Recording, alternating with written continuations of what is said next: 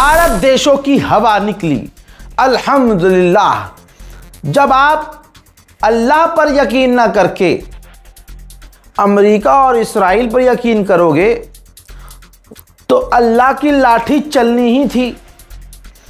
आइए आगे बढ़ने से पहले वो बात याद करते हैं जंग के शुरुआत में जब ईरान के टॉप लीडर्स ने कहा, जब जनाब खामनाई को शहीद कर दिया गया तो ईरान ने कहा था, IRGC ने कहा था, ये जंग शुरू तुमने की है, ख़त्म हम करेंगे।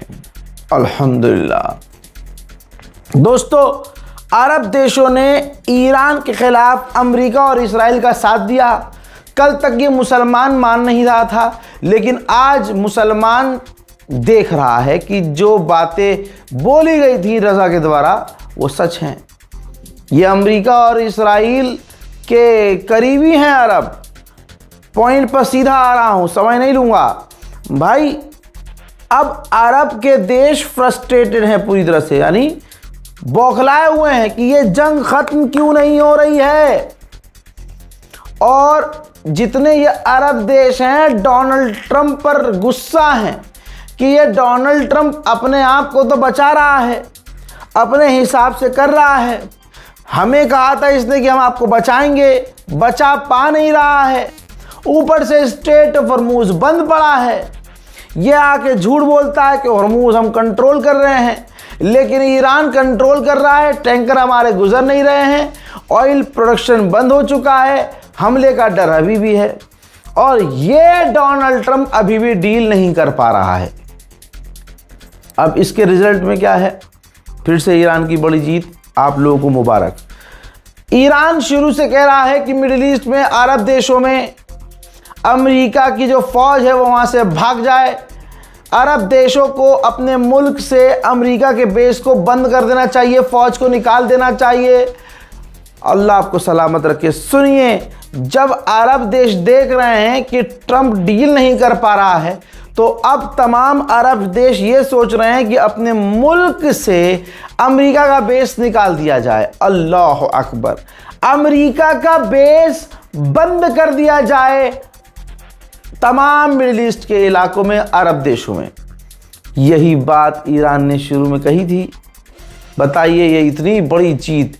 भाई अरबों का ये सोच लेना ही कि भाई हमें अमेरिका की फौज को अपने मुल्क से निकाल देना है, ये सोच लेना ही ईरान की बड़ी जीत है। उधर ईरान ने स्ट्रेट ऑफ हॉर्मूज में एक और जहाज पर हमला किया है। कहा जा रहा है कि ईरान के बताए हुए रास्ते से वो नहीं गुजर रहा था, जिसके बाद ईरान ने अटैक कर दिया। महंगाई बढ़ रही है ईरान के अंदर, और ईरान में खुद तेल महंगा हो सकता है, फ्यूल महंगा हो सकता है आने वाले समय में। तो ये तस्वीर देखिए, ईरान में महंगाई के डर से कि फ्यूल हमारे यहाँ बहुत महंगा हो सकता है, पेट्रोल पंप पर आप लंबी कतार देख सकते हैं। उधर गुलाबी सूअर ने इंटरव्यू में कहा है कि हम सब कुछ ईरान में तबाह कर सकते हैं, ईरान को मिटा सकते हैं, तगड़ा हमला कर सकते हैं, लेकिन हम ऐसा चाहते नहीं। आहा हा हा, चाहते नहीं या तुम कर नहीं पाओगे, औकात नहीं है तुम्हारी। फर्क है दोनों बातों में। गुलाबी सूअर, दोस्तों, गुलाबी सूअर ने आगे इंटरव्यू में कहा कि हम बहुत कुछ कर सकते हैं, ईरान के अंदर हम सब कुछ तबाह बर्बाद कर सकते हैं, लेकिन हम ऐसा चाहते नहीं हैं। अगर ईरान ने हम पर हमला किया तो बहुत तगड़ा हमला हम करेंगे। हजरात, कल तक ये बातें हो रही थी कि हम ईरान पर हमला करेंगे। ईरान हमला करने के काबिल नहीं है। अल्लाह का वास्ता है, पिछली बातों को याद रखा करिए ताकि आपको आगे पता चल जाए कि कौन झूठा है कौन सच्चा है। अमेरिका अब तक बार बार कह रहा था कि हम ईरान पर हमला करेंगे। ईरान हमला करने के काबिल नहीं है। अब गुलाबी सूअर क्या कह रहा है कि अगर ईरान ने हमला किया, अगर ईरान ने हमला किया, भाई ईरान ने पहले, इतिहास है, ईरान ने सबसे पहले हमला किसी भी देश पर, किसी भी ग्रुप पर पहले नहीं किया। जब सामने से हमला हो गया, खामनाई को शहीद कर दिया, उनके साथियों को कत्ल कर दिया, तभी ये जंग शुरू हुई। तभी ईरान ने पहला हमला अपनी तरफ से किया। सिर्फ वहाँ कहाँ किया, पूरे मिडिल ईस्ट को लाल कर दिया था ईरान ने। आज ये कह रहा है कि अगर ईरान ने हमला किया तो ईरान तो करेगा ही नहीं। यानी गुलाबी सूअर अब सिर्फ बयानबाजी में जीतने की कोशिश कर रहा है, जो वहां भी वो जीत नहीं पा रहा है। कतर में अमेरिकी बेस पर ईरान के 3 पायलट ने खतरनाक बमबारी की थी। उनकी ये तीनों तस्वीरें हैं, ये 3 पायलट। ईरान ने कहा कि ये लापता हैं और ये कतर के पास हैं। कतर इनसे पूछताछ कर रहा है। इंटरनेशनल लॉ के अकॉर्डिंग ये जवाब नहीं दे रहे हैं, इंफॉर्मेशन शेयर नहीं कर रहे हैं, लेकिन कतर ने इन्हें कैदी बनाया हुआ है। कतर ने आगे इस पर रिप्लाई किया है कि हमारे पास कोई भी ईरान का पायलट नहीं है। उधर ईरान कह रहा है कतर हमें अलाउ करे, हम कतर के अंदर खुद ऑपरेशन चलाएंगे और अपने लोगों को ढूंढ लेंगे। हजरात, कतर सच में झूठ बोल रहा है। कतर के पास ये तीनों ईरान के पायलट हैं। कतर वो देश है जिसने, कतर जैसे और भी देश हैं अरब देश, कतर वो देश है जिसने शिया समुदाय के लोगों को सिर्फ इसलिए अपने मुल्क से निकाल दिया क्योंकि वो शिया थे। वो जंग में नहीं थे, बस हाँ वो ईरान को सपोर्ट कर रहे थे।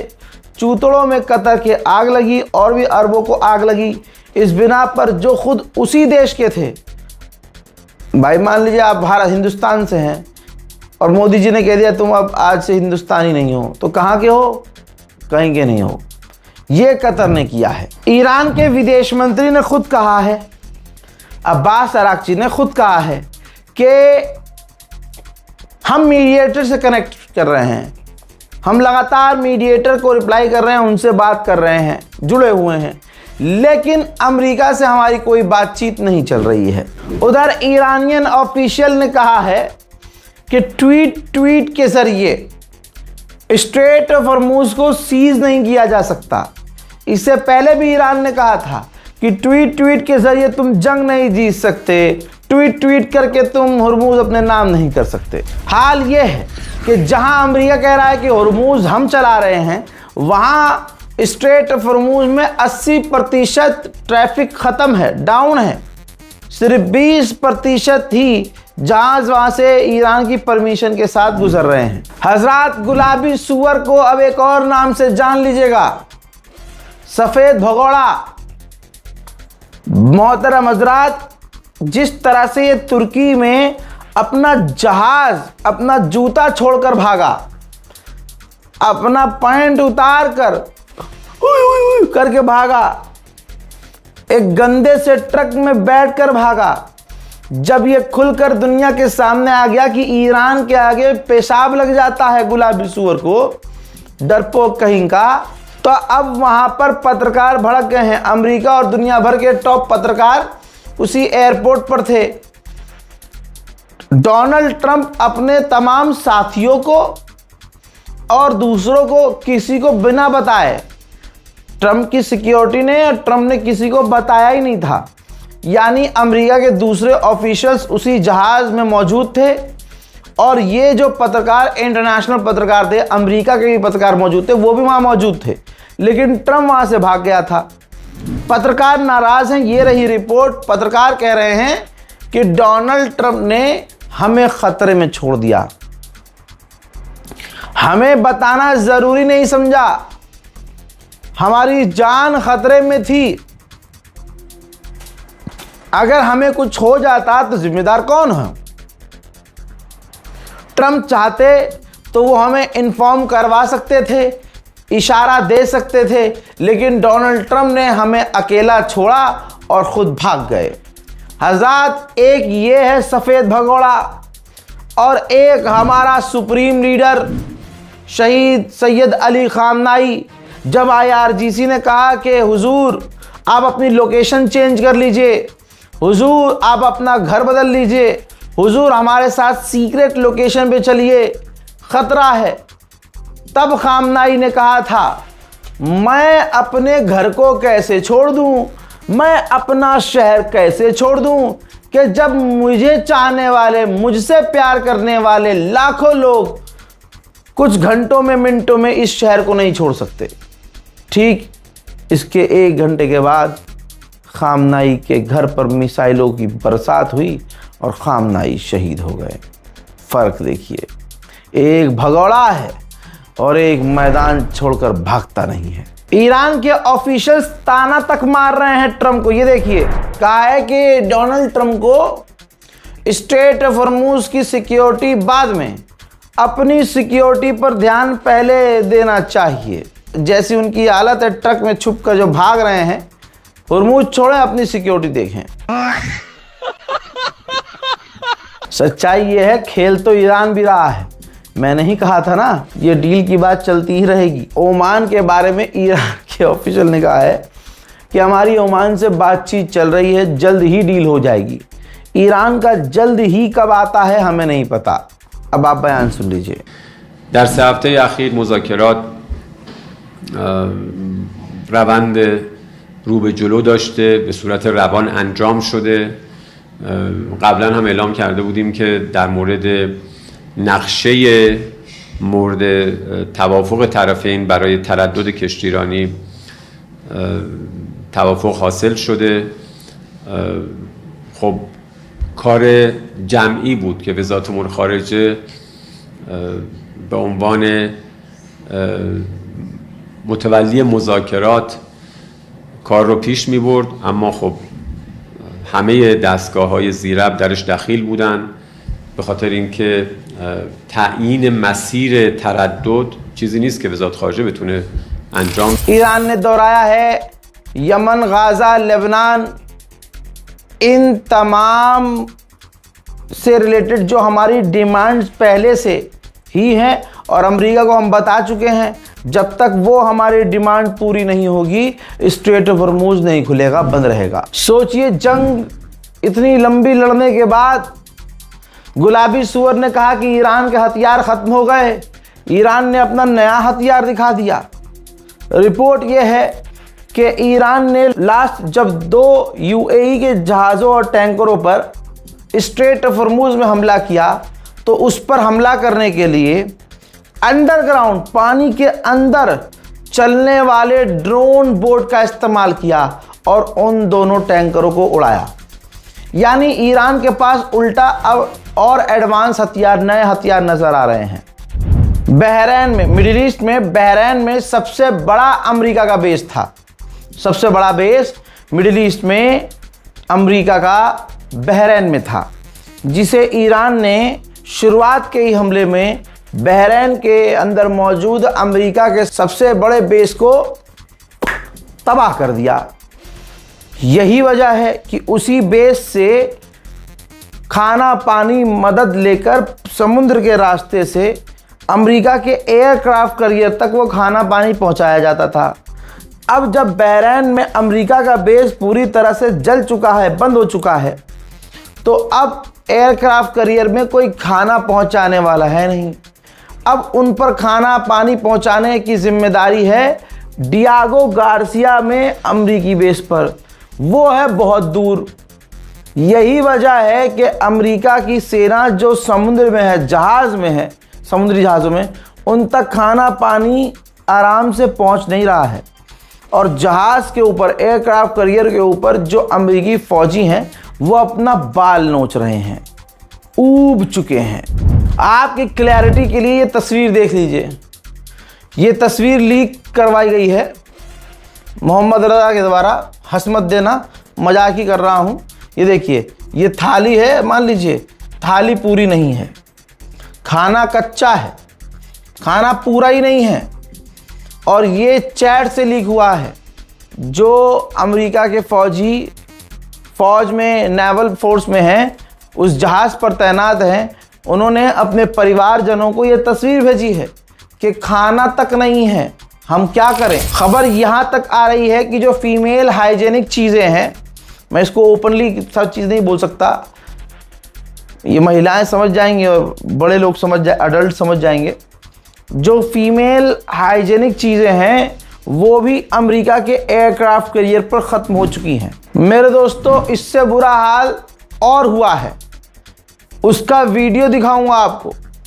एक अमेरिका का नेवल फौजी दिखा रहा है, उस जो एयरक्राफ्ट कैरियर पर है, कि यहाँ जो पखाने हैं वो फुल हो चुके हैं, टट्टी फुल हो चुकी है भाई, और वॉश बेसिन तक काम नहीं कर रहे हैं। मुलाहिजा फरमाइए। All right, y'all. So a couple y'all wanted to see how the ship look, or the head look, aka the bathroom. The shower's right here. You feel me? This is what we go through on a carrier in the Navy. They say join the Navy, right? Join the Navy. Yeah, look at this, y'all. This is crazy. This ain't even the worst part, man. Sinks atrocious. Wait till y'all see the toilets, man. Look at the toilet. Y'all expect me to take a doo-doo in this, y'all? Nah. Y'all crazy. Look at this. Come on now. Join the Navy though, right? Join the Navy. Yeah, all right. इसके बाद America का middle east का एक commander वहां पहुंचा उस aircraft carrier पर और कहा कि मैंने जो हाल वहां देखा लोगों का, अपने फौजी का देख के मैं इंस्पायर हुआ और वहां सब कुछ ठीक है। ये प्रोपेगेंडा है। वहीं ईरानियन मिलिट्री ऑफिशियल ने बहुत साफ साफ कहा है कि जो इलाके में अमेरिका के बेस हमने तबाह किए, अमेरिका की फौज वहां से भागी, हम अलाउ नहीं करेंगे कि वो वापस आएं। ऑपरेशन चलाया जाएगा पूरे इलाके से अमेरिकी फौज को निकालने का, यहां तक कि हम पर्शियन गल्फ में भी अमेरिका की फौज को घुसने नहीं देंगे। उन्होंने साफ साफ कहा कि ऊपर वाले ने, अल्लाह ताला ने हुर्मुज हमें सौंपा है। अब हुर्मुज पहले जैसा कभी नहीं रह सकता। आगे बड़ी खतरनाक जबान का इस्तेमाल करते हुए ईरानियन मिलिट्री ऑफिशियल ने कहा कि दुश्मन क्रिमिनल जो है वह ऐलान करने वाला था, यानी गुलाबी सुअर ऐलान करने वाला था कि स्ट्रेट ऑफ हुर्मुज हमारा है, लेकिन दुनिया हालात देख रही है। यहां तक कि आज के हालात ऐसे हैं कि अगर वो मजाक भी हुर्मुज को लेकर करते हैं और मजाक में भी कहते हैं कि हुर्मुज हमारा है, तो हम उनके पैर काट देंगे। यूएई ने ताज़ा बयान में कहा है कि ईरान हुर्मुज में हमले बंद कर दे और इसी वक्त स्ट्रेट ऑफ हुर्मुज को खोल दे। ईरानी बिल्कुल ठान चुके हैं कि इस बार तो 1 मिनट के लिए भी नरम नहीं पड़ना है। ईरानियन गवर्नमेंट ऑफिशियल ने कहा है कि जब तक अमेरिका हार नहीं मान लेता, हम रुकने वाले नहीं हैं, हमारे ऑपरेशंस जारी रहेंगे। ईरान के जुडिशरी चीफ ने कहा है कि हुर्मुज हमारा है, हम कभी भी अलाउ नहीं करेंगे कि अमेरिका फिर कोई उल्टी सीधी हरकत करे। हम हुर्मुज में अमेरिका की आंख को भी बर्दाश्त नहीं करेंगे। हो गया ना 10 दिन, मैंने कहा था ना, और मैं हंसा भी था इस बात पे कि ये जो गुलाबी सुअर कह रहा है कि डील होने वाली है, मंडे डील हो जाएगी, आने वाली 2 तारीख को डील हो जाएगी, 4 दिन बाद डील हो जाएगी। मैंने कहा था होगी नहीं, ईरान बढ़िया बैटिंग कर रहा है।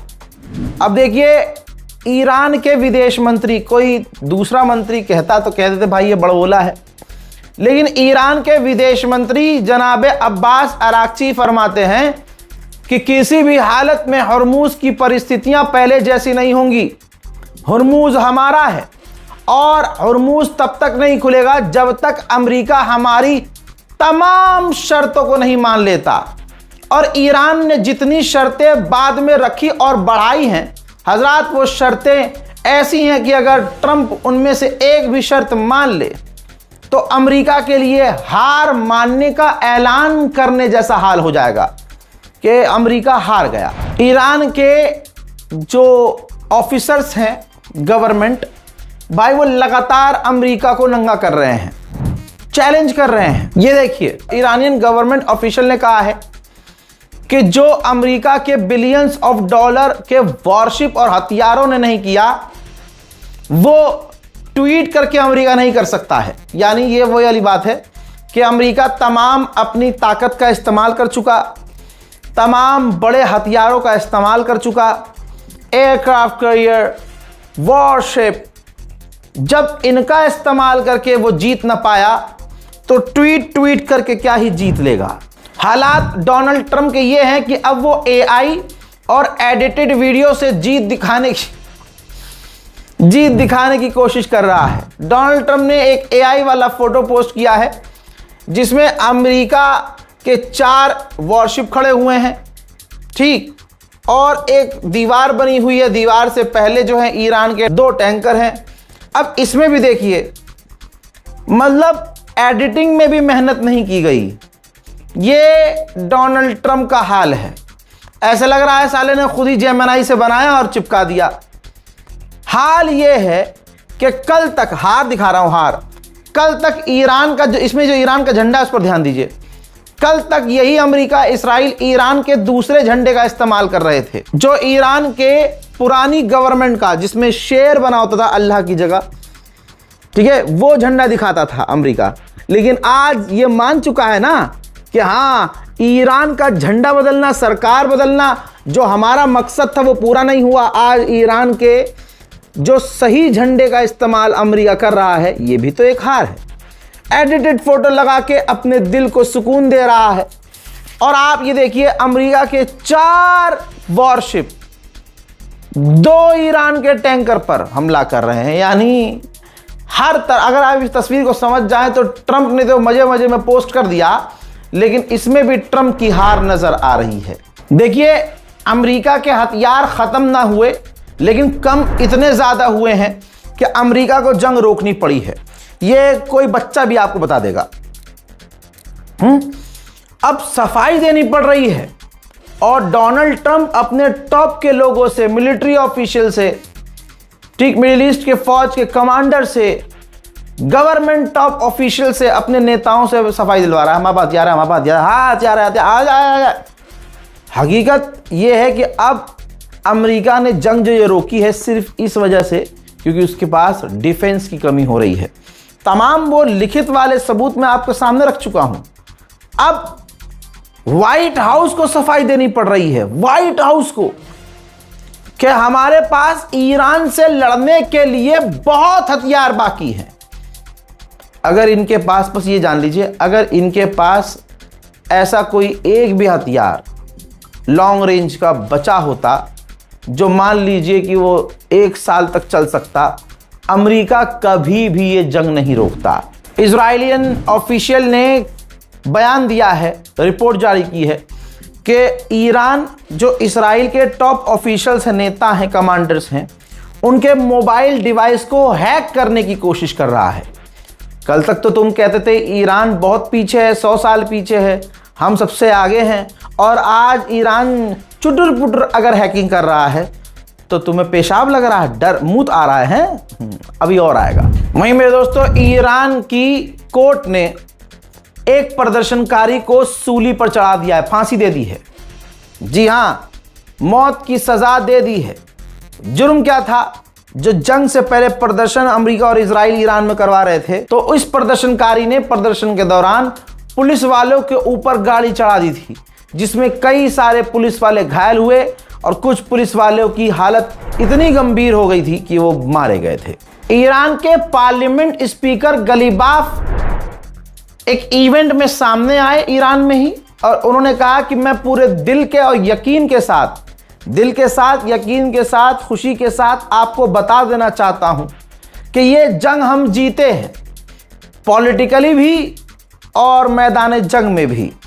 हमारी फौज ने अमेरिका को मजबूर कर दिया कि अमेरिका को पीछे हटना पड़ा। من میخوام بگم امروز ما در یک جنگ ناجوان مردانه ای که در رأسش آمریکا و رژیم صهیونیستی هستند، ملت ما شجاعانه، مردانه، خالصانه ایستاد، جنگید و من به عنوان یک خدمتگزار، به عنوان یک برادری که به جزئیات کار آشنا هستم، با همه وجودم میگم ما در این جنگ در بعد نظامی و در بعد سیاسیش به معنای अल्हम्दुलिल्लाह अब ये हाल है कि ईरान ने बंदर अब्बास और कश्म आइलैंड के लिए फ्लाइट शुरू कर दी हैं। यानी अमेरिका का डर ईरान को अब पूरी तरह से खत्म हो चुका है। मेरे दोस्तों, एक आखिरी रिपोर्ट, इस रिपोर्ट की आखिरी रिपोर्ट बयान कर रहा हूं। मुझे यकीन है कि मुसलमानों का, ईमान वालों का और जो हक पसंद लोग हैं उनको ये बात बड़ी पसंद आएगी और आज के बाद अमेरिका को सुपर पावर आप नहीं मानेंगे। जब IRGC लगातार अमेरिका के ठिकानों को उड़ा रही थी, ये लास्ट जो 20 दिन जंग चली, इसमें जब अमेरिका के हथियार खत्म होने लगे, ईरान बातचीत तक नहीं कर रहा था। बातचीत तो वो अभी भी नहीं कर रहा है, साफ डिनाई कर रहा है कि हमारी अमेरिका से कोई बातचीत नहीं हो रही है। जब ईरान का भौकाली रूप देखा जंग में ट्रंप ने, तो अमेरिका की फौज एक्सपर्ट्स ने, अमेरिकी गवर्नमेंट ने कुर्दिश लड़ाकों के लीडर्स, जो कुर्द के लीडर हैं, ऑफिशियल लीडर, उनसे कांटेक्ट किया कि आप खुद ईरान जाइए, IRGC से मिलिए और रुकवाइए, जंग को रुकवाइए। तो कुर्दिश लीडर ईरान गए भी थे और इस तरह से IRGC से अमेरिका ने डायरेक्ट कांटेक्ट करने की कोशिश की थी। किसके जरिए? कुर्द के लीडर के जरिए। जिसके बाद ईरान ने हमले बंद किए। लेकिन अमेरिका का जो दुम है, कुत्ते जैसा है टेढ़ा, ईरान ने अमेरिका की रोने धोने की हालत देखकर हमले रोक दिए। इसके बाद गुलाबी सुअर के बयानबाजी में नरमी तो आई, लेकिन वो यही कहता रहा कि हमने ईरान को हरा दिया, ईरान हार गया है। ईरान बातचीत करने के लिए तड़प रहा है। तमाम बयान याद है ना आपको। आज सच्चाई क्या निकल के आ रही है? रो तो ये रहा था पर्दे के पीछे, पब्लिकली आकर कह रहा हम जीत गए हैं, ईरान को हरा दिया है। अंदर कमरे में जाके कैसे रोकूं भाई, तू रुकवा दे यार, पाकिस्तान कुर्द। ये वाली हालत अंदर से थी और आज भी है। इस रिपोर्ट को शेयर कीजिए और इंतज़ार कीजिए मेरे अगले अपडेट का। अभी ईरान का, मिडिल ईस्ट का एक और अपडेट देना बाकी है। चैनल को सब्सक्राइब कीजिए, वीडियो को शेयर कीजिए और अपनी राय कमेंट में ज़रूर लिखिए। जय हिंद व सलाम।